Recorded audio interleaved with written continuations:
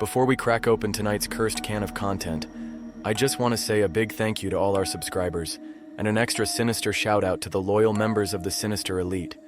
You legends help keep the darkness alive. If you're enjoying the stories and want to take it a step further, hit that like button, make sure you're subscribed, and consider joining the Sinister Elite by clicking that join button below. Members get access to creepy custom emojis and exclusive Sinister Elite badges that level up the longer you survive with us. It's like loyalty, but spookier. All right, lights off, headphones in, and let's summon something we'll all regret.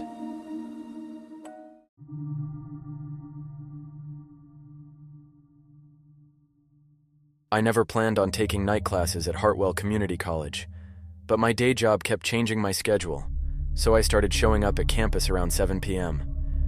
The place always felt too quiet, too empty, like a building that should have been locked years ago. But tuition was cheap, so I kept going. That is where everything started. That is where I first saw it.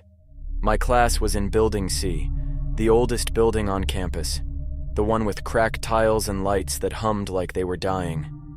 Most students avoided it. The professors joked about it. But jokes do not help when you are the one walking through those halls after dark.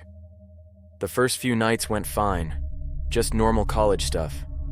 Grab a coffee from the machine, sit through a boring lecture, try not to fall asleep, then walk back through the empty halls to the parking lot. Simple. Silent. Routine. But the silence started to feel strange. I would hear faint footsteps behind me. Soft ones, like someone trying to match my pace. When I stopped, the footsteps stopped too. When I turned around, no one was there.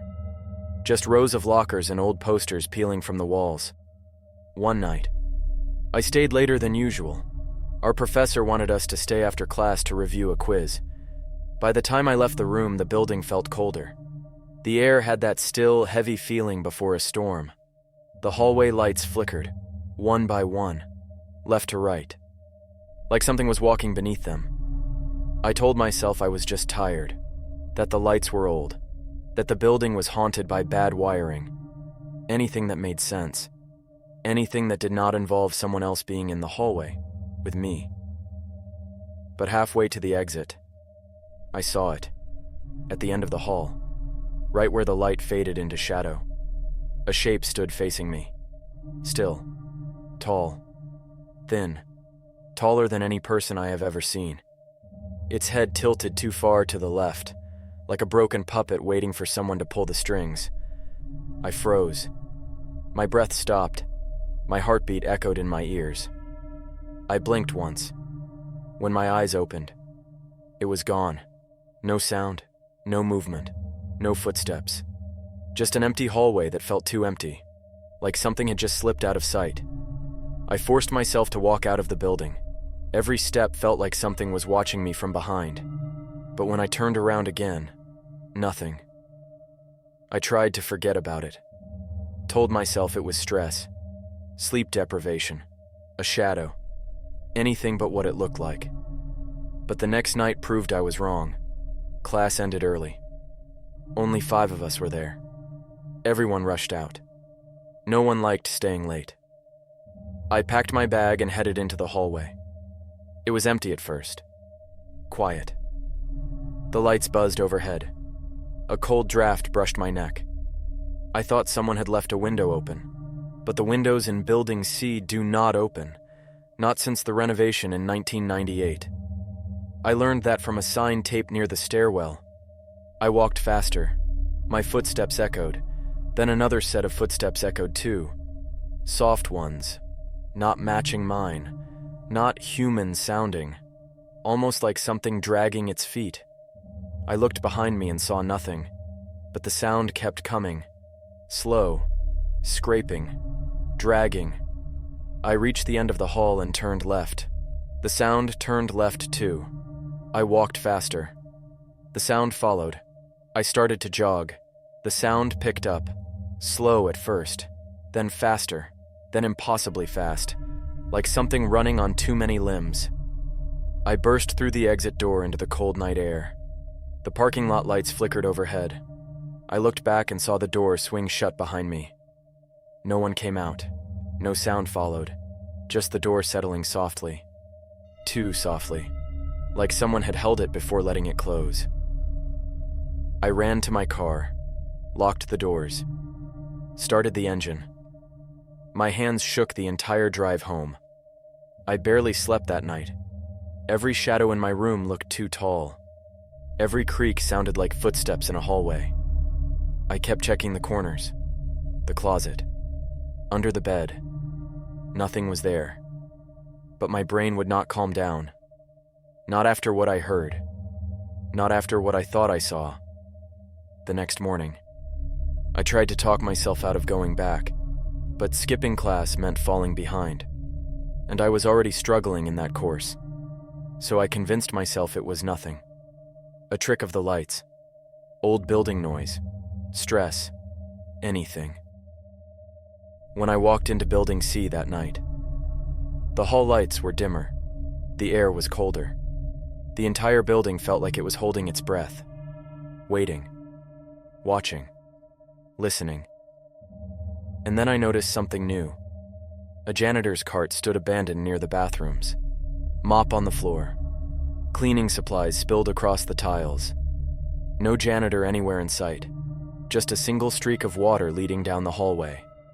Into the dark. I followed the streak with my eyes. And that is when I saw it again. At the far end of the hall. Standing still. Head tilted. Arms too long. Waiting for me. Watching me. Like it had been there all day. Like it had been learning me. It took one slow step into the dim light. Its legs bent wrong. Its spine arched too far. And in a distorted voice that sounded like it borrowed pieces of other people's speech, it whispered my name. Justin. Spoken all wrong, like it was trying to sound human, but could not quite figure out how. I did not move. I could not move. Hearing your own name whispered by something that should not exist does something to your spine. It freezes you. It makes your mind go blank. It makes every instinct you have scream to run. But my legs felt like concrete. I stood there staring at it, and it stared back, its head still tilted, its arms hanging too low, that voice still echoing in my ears. Then it took a second step. Slow. Dragging. Its feet scraped the tiles. The sound made my skin crawl. It leaned forward like it was trying to see me better, like it was studying me. It whispered again, softer this time, almost curious. Justin. My name stretched wrong. Too long. Like it enjoyed the sound. Like it wanted to hear how my name felt in its mouth. That broke the freeze. I stepped back, then another step. Then I turned and ran toward my classroom. My heart hammered so hard I could hear it in my teeth. I made it to the classroom and slammed the door behind me. The professor looked up. So did the 3 other students who showed up that night. They stared at me like I was insane. Probably because I was shaking and breathing like I had sprinted a mile. "Everything all right?" the professor asked. I nodded, then lied. "Yeah, just cold." No one bought it, but no one pushed it either. That class dragged on forever. Every few minutes I checked the hallway through the little window in the door. I expected to see its face pressed against the glass, or its hand reaching for the handle. But the hallway stayed empty. Too empty. Not normal empty. Silent. Cold. Like whatever it was had cleared everything out. Made the building hold its breath. When class ended, I stayed behind. I did not want to walk that hallway alone, but everyone else packed up. Left. Lights flickered again, one by one, like something was moving down the hall, coming closer. I felt the cold draft from under the door. I felt the vibration in the floorboards. Something was out there, waiting for me. I forced myself to open the door. The hallway looked clear. Silent again. No janitor, no students, no creature. I peeked both ways. Nothing. The streak of water from earlier was gone. Completely gone. Tiles dry, almost too dry, like something had cleaned the floor in one swipe. I started walking. Slow, careful. The kind of walk where every sound feels like a warning. My footsteps echoed off the walls, but then a second echo joined. Soft, delayed. Not mine. I walked faster. The second echo walked faster too. I did not want to look back. Looking back made everything real. But I did it anyway. I stopped. Turned slowly. Nothing. But the lights behind me flickered, and for a split second, I saw its shape in the dark.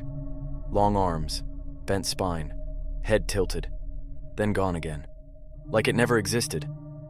I kept moving until I reached the exit door. The metal felt ice cold when I pushed it open. I stepped outside and breathed hard like I had been underwater for too long. I walked straight to my car, unlocked it, then froze again. Someone was sitting in the passenger seat. I saw a silhouette, a shape, too tall, too thin. I fumbled the keys, dropped them. My stomach flipped. My vision blurred for a second. I blinked hard, and the silhouette was gone. Completely gone. The seat was empty, just my backpack sitting there. I grabbed my keys and got in, locked the doors fast, started the engine and peeled out of the parking lot. The campus lights passed by in streaks. Every shadow looked like something standing there, watching me, stretching long over the pavement.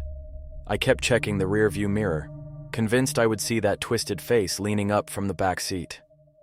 But the mirror stayed empty.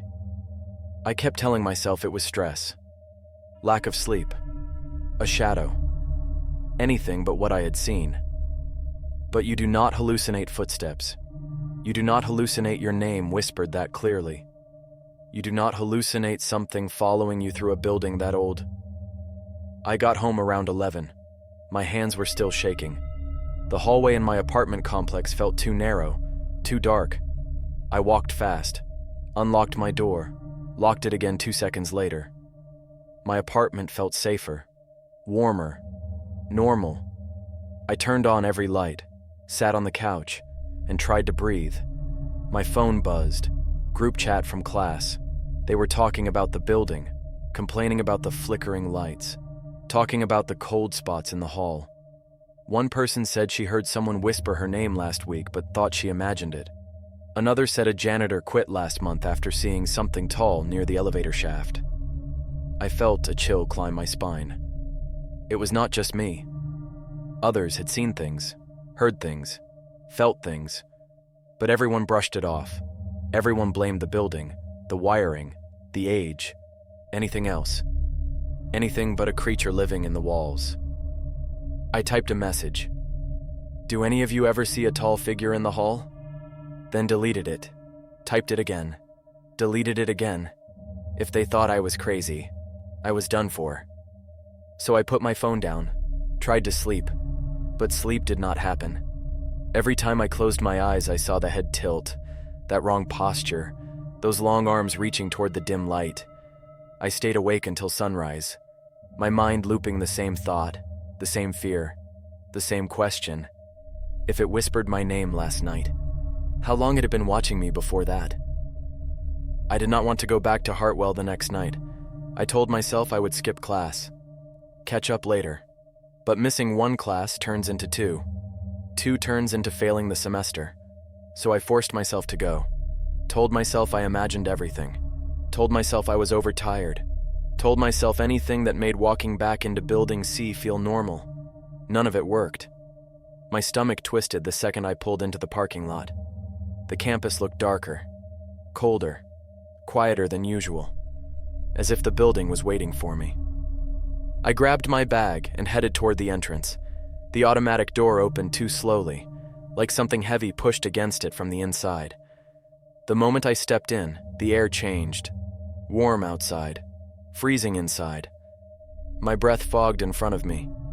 That never happened before, not even in winter. I rubbed my arms. The air tasted like dust and metal, like the smell of an old basement mixed with cold sweat. Then I noticed something I had never seen. A sign taped to the wall. White paper, bold marker. It said, No classes after 9 p.m. for staff safety. It looked freshly written. The ink still shiny. Someone put it up today. Someone who knew something. Someone who did not want to explain it. My classroom was on the second floor. The stairwell lights flickered as I walked up. The buzzing sound felt louder tonight. Harsher. Like electricity struggling through dying wires. Halfway up the stairs, a cold breeze blew past me. Fast. Sharp. Like something sprinted by without making a sound. I stopped. Looked behind me. Nothing. Just shadows clinging to the corners of the stairwell. I swallowed hard and kept going. Every step echoed like an empty warehouse. Too loud. Too alive. When I reached the second floor hallway, I saw the janitor's cart again. Same cart. Same supplies. But this time the mop leaned perfectly upright. Too upright. Perfect posture. Like someone placed it there with unnatural precision. The floor around it was spotless. But further down the hall, muddy footprints trailed toward the bathrooms. Long footprints. Too long. Like someone had feet that stretched out almost like hands. I stared at them for a full 10 seconds before my brain accepted they were real. I turned away and walked faster. I did not want to follow those prints. I did not want to know where they ended. My classroom door was open when I arrived. Only a few students inside. Our professor was missing. The room felt tense. Everyone seemed on edge. No one talked. No one joked. No one smiled. Like we all felt the same pressure in the air.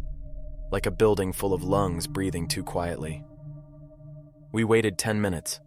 No professor. Someone finally texted him. No response. Then a girl at the back whispered, "He quit last night." The room went silent. Another student nodded. "He emailed the department, said he saw something in the hall after class." Everyone stared at one another. My heartbeat sped up. My arms prickled with cold sweat. It was not just me losing it. Something was happening in this place. Something wrong. Something hostile. Another teacher came in 5 minutes later and handed out a worksheet. Said our professor was unavailable. Said he would take over for the rest of the semester. He never explained further. He looked pale, like he had not slept in days. His hands shook when he wrote his name on the whiteboard. Every so often he glanced at the doorway, like he expected someone to be standing there. Or something. The entire class felt like waiting for an alarm to go off. Time dragged. Every shadow in the ceiling corners looked too deep. Every small thump from the hallway made people flinch. Finally, class ended. Everyone rushed to leave. No one wanted to linger. No one wanted to be last out. But I ended up being last anyway. I packed too slow. My zipper jammed. By the time I stepped into the hallway, everyone else was gone. The building felt empty again. That suffocating emptiness. The kind where you know something is hiding just out of sight. The lights dimmed as I walked. Not all at once, just one by one behind me. A slow wave of darkness creeping across the hallway. I heard the soft scrape of something dragging, far behind me, but getting closer. My heart pounded.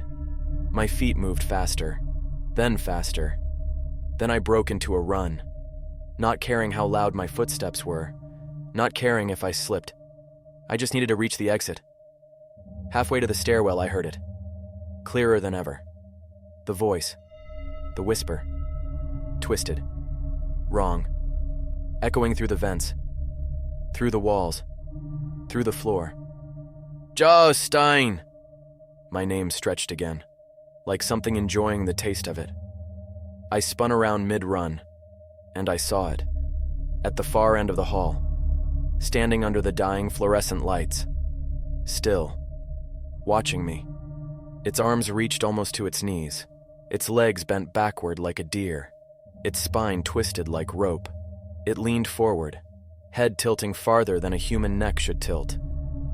Its mouth opened into a wide grin that did not fit its face. Then it moved, but it did not run. And it did not walk. It jerked. Forward, then sideways, then forward again, like something yanking it with invisible strings. Fast, too fast, each jerk closing 10 feet of distance in less than a second. No footsteps, just the sound of air being crushed out of the way. I sprinted down the hall. My lungs burned, my legs felt numb. I could hear it behind me, not its footsteps, just the rattling lights above as it moved under them. One by one, popping, dimming, exploding with sparks, as it closed in. I reached the stairwell door, yanked it open, leaped down 2 steps at a time. I almost tripped, caught myself on the railing. The sound of metal bending above told me it was climbing the stairs too. Fast, no rhythm, no pattern, just rapid impacts like something hurling its body down the stairs behind me. I hit the first floor, broke into the hallway, ran for the exit. The door was 10 feet away, 5 feet, 1. I shoved it open and burst into the cold night air, turned back, and the door slowly closed behind me. No sound, no creature, nothing. Just the door sealing shut like the building swallowed whatever was inside. I ran to my car again, locked the doors. My chest heaved, my eyes watered. I stared at the building, waiting for the door to open, waiting for that thing to step out. But nothing happened. It stayed inside, like it could not leave, like it belonged to the building, and the building belonged to it. I sat there for minutes before I could even breathe right. Then one thought hit me harder than anything else. One thought I did not want to admit. One thought that changed everything. It did not try to kill me tonight. It could have. It got close enough. It did not want me dead. Not yet. It wanted me back. I did not sleep that night, not even for a minute. Every time I shut my eyes, I saw that creature's body jerk toward me. That twisted grin, those backward legs, the way it stretched my name like it was savoring it. By 5 a.m., my nerves were shot. By 6 a.m., I decided I was not going back to Hartwell. No class was worth that. No degree. No future. Nothing. But around 11, my phone buzzed.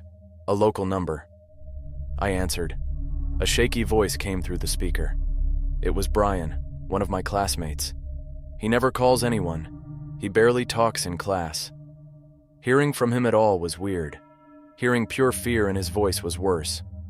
"Bro, are you awake?" he whispered. "Something happened last night." My chest tightened. "What happened?" I asked. He breathed hard through the phone, like he kept looking over his shoulder, like he was hiding in a closet. "You left before us. Me and Chloe were the last 2 out. The building felt wrong, crazy cold. And we heard something in the hall. We both ran. When we got outside, Chloe looked back. She froze. Just froze." I swallowed. "What did she see?" "She said someone was standing in the stairwell window. Too tall, too thin, tilting its head." My blood ran cold. Brian kept talking. "She quit today. Sent a group email. She said she won't step foot in Hartwell again." My mouth felt dry. "What about you?" Brian paused, then whispered, "I think that thing followed me home." The room spun for a moment. "What do you mean it followed you?" He breathed into the phone, fast, erratic. "I keep hearing tapping on my window, something brushing the glass. I see shadows move wrong, too tall, too thin. And Justin..." His voice cracked. It whispered my name, but it whispered it wrong. My stomach twisted. It whispered to him too. It did not just want me. It wanted anyone who stayed late. Anyone stuck in Building C after dark. Anyone it watched long enough to learn. Anyone it could mimic. Before I could say anything else, Brian's voice cut out. Not like he hung up. More like the phone was taken from him. I heard a thud, then a scraping sound, then silence. I shouted his name. No answer. Just the quiet static of the call still connected. Then, faintly, through the speaker, a whisper, slow, stretched, wrong. "Justine!" I ended the call so fast my thumb hurt. My heart pounded in my ears. Terror dug deep into my chest. If the creature could leave the building, if it could follow someone home, if it could mimic voices, then nowhere was safe. I got dressed, grabbed my backpack, locked my apartment. I did not know where I was going, but I knew I could not stay there. Standing still would get me killed. I drove for nearly an hour without a destination, just moving, just trying to outpace a creature that did not walk like a human. That did not move like a human. That did not think like a human. Eventually, I parked behind a gas station on the outskirts of town. I sat in my car and tried to breathe. Every shadow around the lot made my nerves jump. Every bump of wind against the car made me flinch. I kept expecting to see that tall shape behind the dumpsters, or leaning around the corner of the building, or waiting near the pumps under the flickering lights. I stayed there for hours, thinking, panicking, trying to figure out what to do. Driving all night would not work forever. I had nowhere safe to go, no plan, no weapon, no knowledge of what that thing even was. By late afternoon, I decided I had to know the truth. Why the building felt haunted. Why the janitors all left early. Why the school kept avoiding explanations. Why something lived in Building C. If I wanted to survive, I needed answers. Real answers. Not guesses. Not blind fear. So I drove back to campus. Not at night. In broad daylight. With students all over the place. With staff walking around. With the sun out and the shadows small. I parked and went straight to the administration office. A middle-aged receptionist sat at the desk, smiling at everyone, until I walked up. Then her smile faded a little, like she could see something in my eyes. Something wrong. "Hi, I need to ask about Building C." Her fingers froze on her keyboard. She looked around to make sure no one was close, then leaned forward. Her voice dropped to a whisper. "What did you see?" My stomach dropped. She knew. Not what I saw specifically, but she knew something was in that building. I told her part of it, not everything. Just that I saw someone tall, someone strange, someone who looked injured or wrong. Her face went pale. Her voice shook. "You need to stop taking night classes. Everyone who stays after hours sees things, hears things. The school knows. The staff knows. No one will say it out loud." "Why not?" I asked. Her eyes darted to the door. Then she whispered, "Because acknowledging it makes it worse. Makes it focus on you. That thing does not want attention. It does not want to be understood. It wants people alone. It wants people isolated. It wants people in the dark." Her words felt like ice. "Where did it come from?" I asked. She shook her head. "No one knows. Some say it came with the original building. Others say it crawled out of the old boiler room. Some say it mimics the last person it saw alive." I swallowed hard. "What am I supposed to do?" She leaned closer, her eyes full of fear. "Do not go back after dark. Do not answer if it whispers. And whatever you do," her voice trembled, "do not let it learn your face." My blood went cold. "What do you mean, learn my face?" She opened her mouth to answer, then stopped. Her eyes fixed on something behind me, her skin drained of color, her lips parted. She whispered a single word. "No." I turned around, slow, terrified, not wanting to see, but too scared not to. There, standing in the hallway, in broad daylight, motionless, tall, thin, head tilted, arms dangling, watching me. The creature from Building C. It found me in the daytime. The creature should not have been able to stand in the daylight, but there it was, in the open hallway of the administration building, tall, wrong, frozen in that same tilted posture. Students walked past it without reacting. They did not slow down. They did not look at it. It was like they could not see it at all, like it existed in a space only I could perceive. My breath caught in my throat, my chest locked up. I could not blink. The receptionist whispered, "Do not move." But it was too late. The creature's head jerked upward.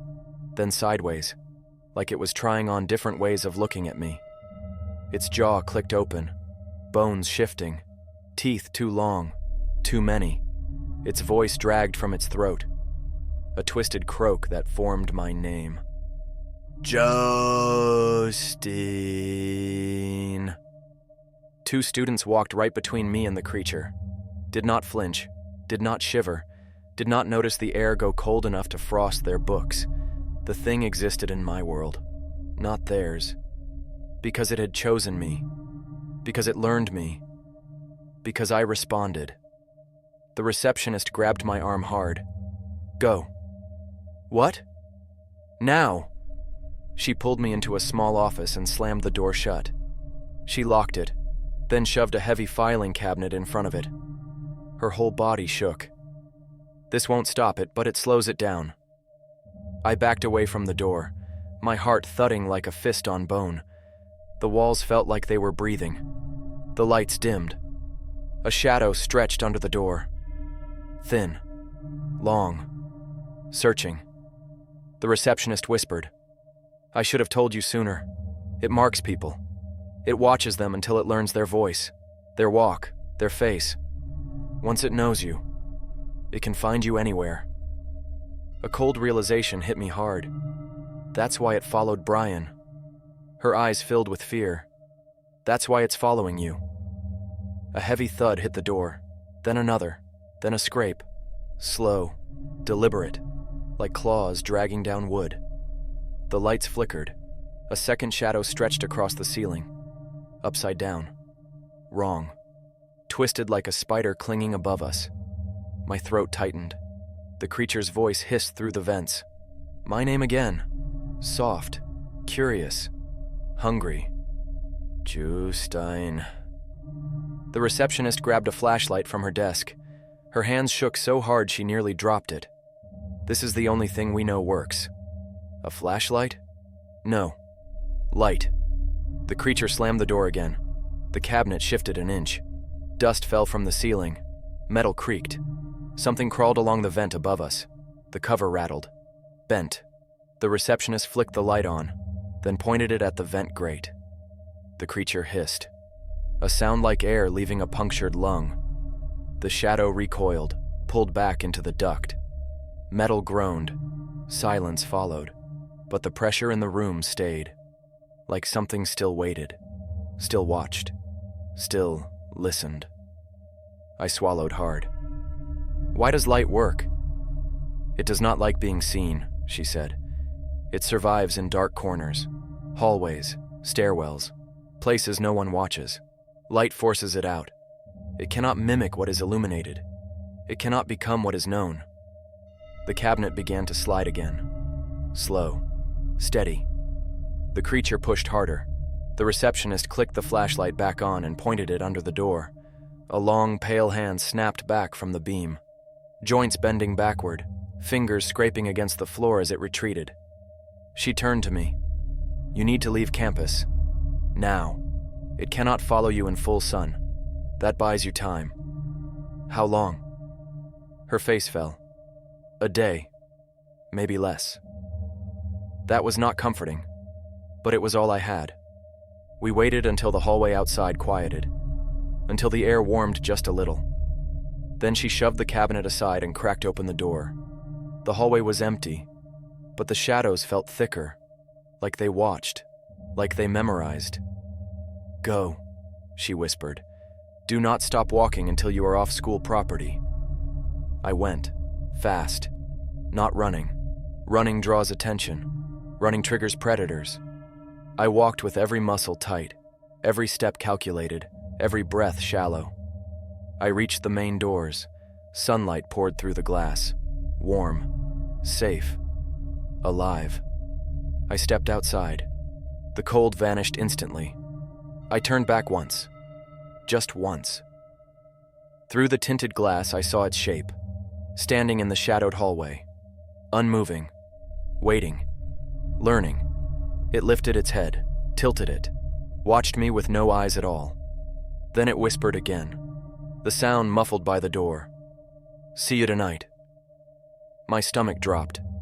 Not because of the words, but because of the voice. It was not using the broken mimic voice anymore. It was using mine. My exact voice. Perfect, clear, as if I said it myself.